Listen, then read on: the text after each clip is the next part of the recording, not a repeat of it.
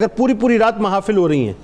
پوری رات جو اپنا ذکر و اذکار ہو رہے ہیں اور جناب اس میں فرائض چھوڑے جا رہے ہیں، درود پاک بھی پڑھا جا رہا ہے، استغفار بھی پڑھا جا رہا ہے، بیانات بھی سنے جا رہے ہیں، نعتیں بھی پڑھی جا رہی ہیں، سب کچھ ہو رہا ہے اور فرائض چھوڑ دیے۔ جنید بھائی وہ کچھ بھی کر لیں لیکن فجر کی نماز صبح انہوں نے نہیں پڑھی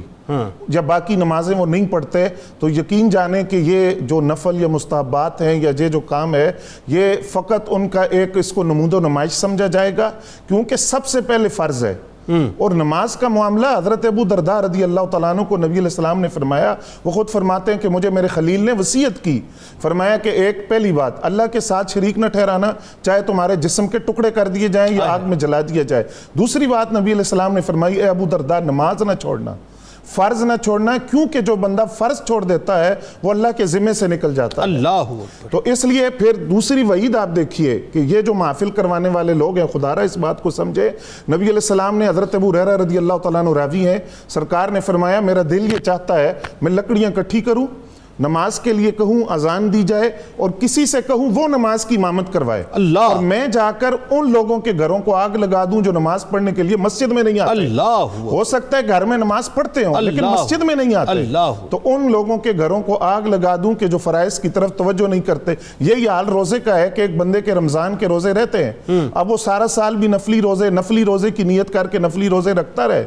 لیکن وہ جو رمضان کے روزے اس کے ذمہ ہیں وہ ادا نہیں ہوں گے، وہ اس وقت تک باقی ہیں جب تک وہ رکھ نہ لے روزے، یہ نفلی روزے بھی قبول نہیں ہیں۔ تو اعلیٰ حضرت نے یہ فتاوی رضویہ میں یہ جملہ لکھا، آپ فرماتے ہیں کہ نفل کر کے اس کے قبول کی تو امید گئی، بلکہ جو فرض ہے اس کے قرض کی وجہ سے یہ وبال میں جکڑا ہوا ہے۔ اچھا زکوٰۃ کا بھی یہی معاملہ ہے؟ زکوٰۃ کا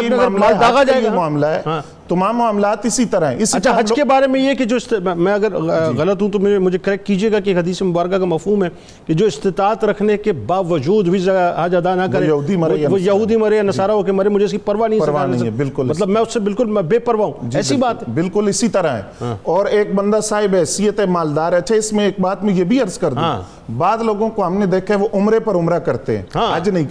نہیں کرتے، مالی طاقت بھی ہے، بالکل ٹھیک ہے، لیکن عمرے پر عمرہ کر رہے ہیں، عمرہ تو ایک نفل ہے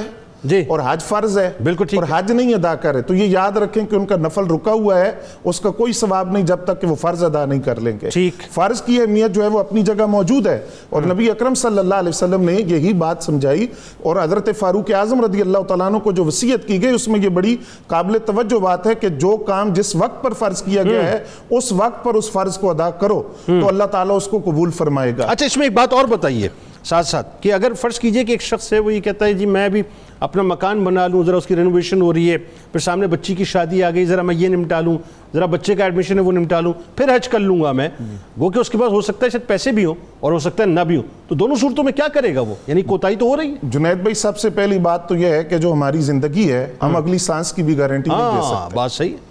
تو ہمیں اپنی زندگی کی بھی ہم گارنٹی اور ضمانت نہیں دے سکتے، تو اللہ تعالیٰ نے اگر توفیق دی ہے تو یہی بات میں عرض کر رہا تھا کہ جو فرض جس وقت پر ہے اس کو فوری ادا کر دیا جائے، ایسا نہ ہو کہ کل قیامت کے دن اللہ اور اس کے رسول کے سامنے شرمندگی اٹھانا پڑے اور جواب دہی جو ہے وہ مشکل ہو جائے۔